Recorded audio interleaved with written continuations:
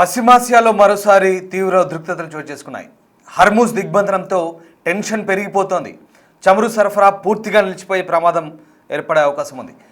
బ్లాకేడ్ను తొలగించాలంటూ యుఎస్ను Gulf దేశాలు కోరుతున్నాయి. Iran పోర్టుల నుంచి ఎటూ కదలట్లేదు నౌకలు. రోజుకి దాదాపు 4,000 కోట్ల నష్టం వాటిల్లే ఛాన్స్ ఉంది. అటు యుద్ధం వల్ల దాదాపు 25 లక్షల కోట్ల నష్టం వాటిల్లిందంటూ ఇరాన్ ప్రాథమికంగా అంచనా వేసింది. ఆ పరిహారాన్ని అమెరికా, ఇజ్రాయెల్ చెల్లించాలంటూ ఇరాన్ వాదిస్తోంది. అటు అమెరికా తీరుపై రష్యా, చైనా గుర్రుగా ఉన్నాయి. హర్మూజ్ దిగ్బంధనంపై ప్రపంచవ్యాప్తంగా ఆందోళనలు వ్యక్తమవుతున్నాయి. చమురు ధరలు భారీగా పెరిగితే ఆర్థిక సంక్షోభం ఏర్పడే అవకాశం ఉంది. అటు అమెరికా, ఇరాన్ మధ్య మరోసారి చర్చల ప్రతిపాదనకు సంబంధించి కూడా వార్తలు వినిపిస్తున్నాయి. ఈ నేపథ్యంలోనే ఇక హర్మూజ్ విముక్తికి సంబంధించి గల్ఫ్ దేశాలు కూడా నెమ్మదిగా ఒక్కొక్కటిగా స్పందిస్తున్నాయి. తాజాగా యునైటెడ్ అరబ్ ఎమిరేట్స్, దుబాయ్ సంచలన వ్యాఖ్యలు చేసింది. హర్మూజ్ జలసంధి మీద అధికారం కేవలం ఒక్క ఇరాన్కు మాత్రమే లేదంటూ చెప్తోంది.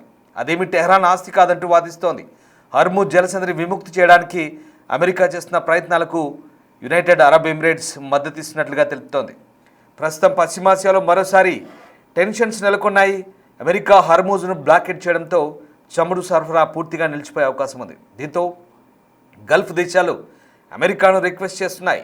హర్మూజ్ దిగ్బంధనం తొలగించాలంటూ సౌదీ అరేబియా అమెరికాను కోరింది. ఈ నేపథ్యంలో యుఏఈ ఇరాన్కు తీవ్ర హెచ్చరికలు జారీ చేసింది. హర్మూజ్ జలసంధి కేవలం ఇరాన్ సొత్తు కాదంటోంది.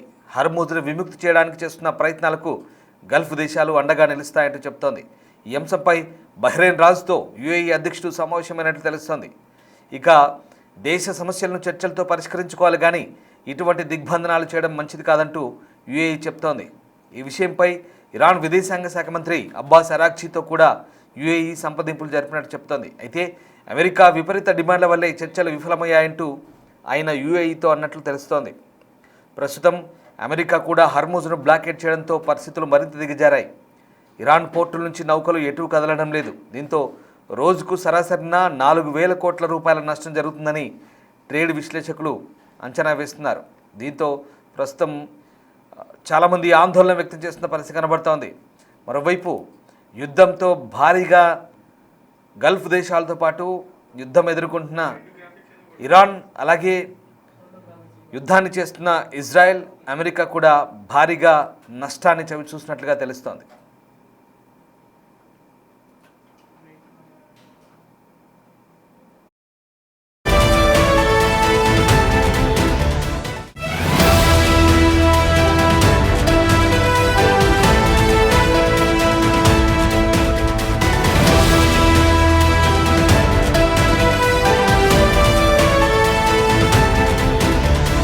పశ్చిమాసియా యుద్ధంలో అమెరికా, ఇజ్రాయెల్ దేశాలు ఇరాన్పై భారీ స్థాయిలో దాడులు చేసిన సంగతి తెలిసిందే.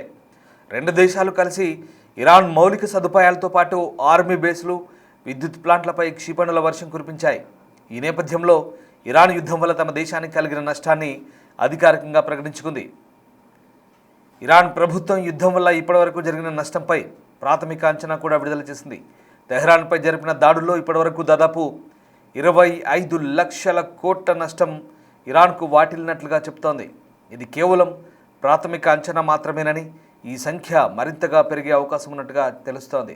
ఇంత పెద్ద మొత్తంలో తమ దేశ ఆస్తిని ధ్వంసం చేసిన వారినే పరోక్షంగా అమెరికా, ఇజ్రాయెల్ దేశాలని పరిహారం చెల్లించాల్సిందిగా కోరుతామంటూ కూడా ఇరాన్ డిమాండ్ చేస్తోంది. అయితే ఇరాన్ మొదటి నుంచి కూడా అమెరికాను పరిహారం చెల్లించాల్సిందిగా కోరుతోంది. ఇటీవల ఇస్లామాబాద్లో జరిగిన చర్చల్లోనూ యుద్ధ నష్టపరిహారం తమ డిమాండ్లో ఉంచింది. ఇంత పెద్ద మొత్తంలో ఆస్తి నష్టం జరగడంతో ఒకవేళ పరిహారం చెల్లించకపోతే ఇరాన్ ఆర్థికంగా నిలదొక్కుకోవడం చాలా కష్టం. అయితే దీనిపై అమెరికా, ఇజ్రాయెల్ దేశాలు ఇప్పటివరకు ఎటువంటి ప్రకటన విడుదల చేయలేదు. దీంతో ప్రస్తుతం ఈ నష్టం భారీగా వాటిల్లడంతో ఇరాన్ పునర్నిర్మాణానికి సంబంధించి అనేక సందేహాలు వెలువెత్తున్నాయి.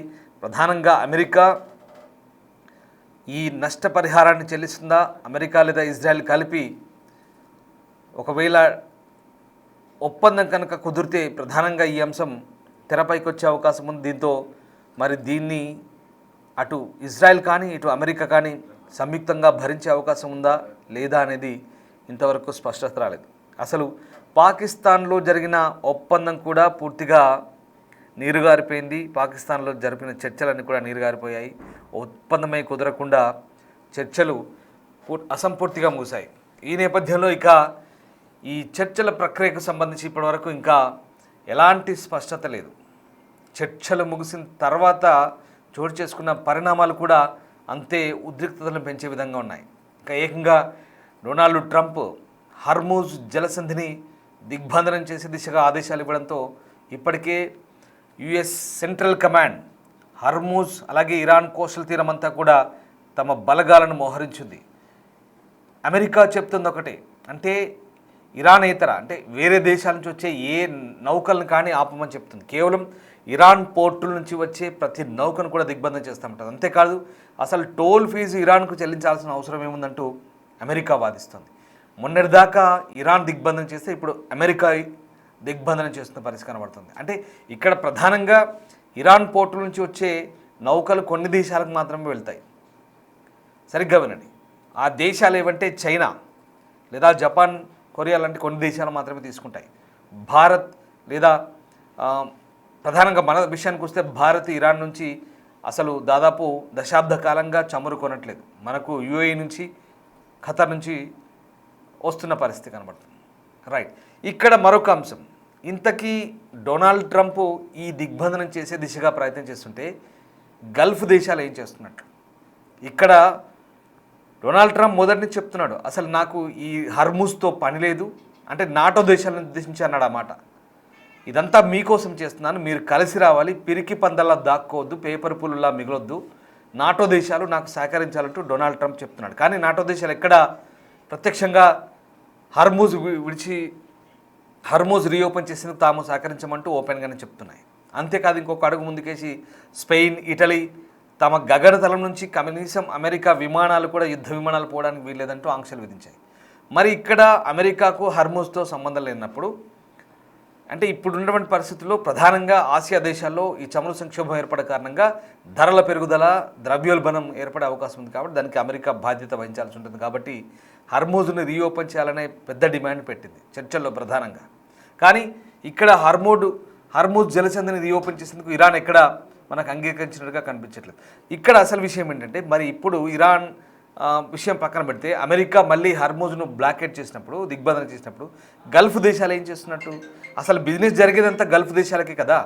ప్రధానంగా ఒమన్ నుంచి, సౌదీ నుంచి, యుఏ నుంచి, అక్కడి నుంచి కదా ఎక్కువగా చమురు, ఎల్ఎన్జీ లేదా ఎల్పిజి, ఇతరత్ర గ్యాస్ చమురు నిక్షేపాలు ఇవన్నీ కూడా ముడి చమురు కానీ శుద్ధి చేసిన చమురు కానీ అక్కడి నుంచే కదా ఎక్కువ వచ్చేది. మరి కేవలం దుబాయ్ ఒకటే అమెరికాను సమర్థిస్తే సరిపోదు.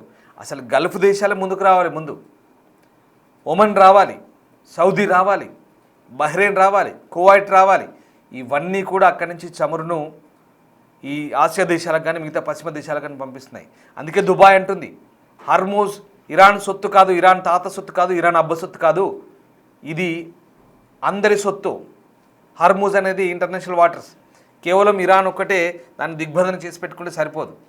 ఇక్కడ మనం ఆలోచించాల్సింది ఒమన్, ముఖ్యంగా ఖతర్ నుంచి చాలా వరకు ఆయిల్ వస్తుంది. మరి ఆ దేశానికి ఏమైంది? సౌదీ కూడా స్పందించాల్సిన అవసరం ఉంది. సౌదీకి ఏమైంది? యుఏఈ ఒక్కటి అంటే సరిపోదు, కువైట్ స్పందించాలి, బహ్రెయిన్ స్పందించాలి. అందుకే యుఏఈ, బహ్రెయిన్ దేశాధినేతలతో సమావేశమయ్యారు. ఇక్కడ గల్ఫ్ దేశాలన్నీ జీసీసీ, గల్ఫ్ కోఆపరేషన్ కౌన్సిల్ ఏదైతే ఉందో, ఈ ఒపెక్ దేశాలు ఏవైతే ఉన్నాయో ఇవన్నీ కూడా, ఇందులో ఇరాన్ కూడా ఉంది ఒపెక్ దేశాల్లో, మిగతా దేశాలన్నీ కూడా ఏకతాటిపైకి వస్తేనే ఇది సాధ్యమవుతుంది. అమెరికా ఒకటి దిగ్బంధం చేస్తానో లేదా మిగతా ఇరాన్ చేస్తానో కుదరదు. ఇవన్నీ కూడా అంతర్జాతీయ జలాల్లో ఎవరికి వారు ఇష్టారీతిగా వ్యవహరిస్తే మిగతా దేశాలు నష్టపోయే అవకాశం ఉంది. కాబట్టి ఇక్కడ గల్ఫ్ దేశాలు ఆలోచించుకోవాలి. సో ఇది పరిస్థితి. హర్మూజ్ విషయంలో ఇది ప్రస్తుతమైన సిచ్యువేషన్. మరి ఒక్క ఇరాన్ వైపు నుంచి ఒక్క నౌక కూడా కదలట్లేదంటే రోజుకు 4,000 కోట్ల పైగా నష్టం ఉన్నట్టుగా, అంటే ట్రేడ్ ఆగిపోయినట్టుగా తెలుస్తుంది. దీంతో మరి పరిస్థితులు ఎప్పుడు చక్కబడతాయనేది, మళ్ళీ ఇలాగే కొనసాగితే మళ్ళీ ఆర్థిక సంక్షోభం, చమురు కొరత, ద్రవ్యోల్బణం పెరిగే అవకాశం ఉంది. కాబట్టి ఇప్పటికైనా గల్ఫ్ దేశాలు కాస్త ఏకతాటిపైకి వచ్చి ఖచ్చితంగా ఇరాన్ను లేదా అమెరికాను, ఈ ఇరు దేశాలను కూడా నిలదీస్తే మంచిది. ఇక యుద్ధం నష్టమంటారా? 1,000 కోట్లు జరిగింది. దానికి అమెరికా, ఇజ్రాయెల్, ఇరాన్ ఈ ముగ్గురి మధ్య జరగాల్సిన ఒప్పందం. దానికి మిగతా ఎవరు బాధ్యులు కాదు. రైట్. ఇప్పుడున్న పరిస్థితుల్లో మరి హర్ముజ్ దిగ్బంధనం సంబంధించి అనేక వార్తలు వస్తున్న నేపథ్యంలో మరి ఎలాంటి పరిస్థితులు చోటు చేసుకుంటాయి? ఇప్పటికైతే డే 1 అమెరికా దిగ్బంధం చేసింది. ఒకవేళ ఇలాగే కంటిన్యూగా కొనసాగితే ఆ ఒత్తిడి ఖచ్చితంగా చైనాపై పడే ప్రభావం ఉంది కాబట్టి ముఖ్యంగా చైనా లాంటి దేశాలు దీనిపై ఎలా స్పందిస్తాయనేది మాత్రం వేచి చూడాల్సిందే.